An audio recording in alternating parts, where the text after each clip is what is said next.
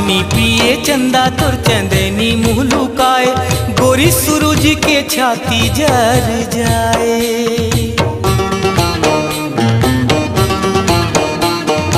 मारी रंग रेली जब तिरछी नजर, घटा सावन पिया से मर जाए।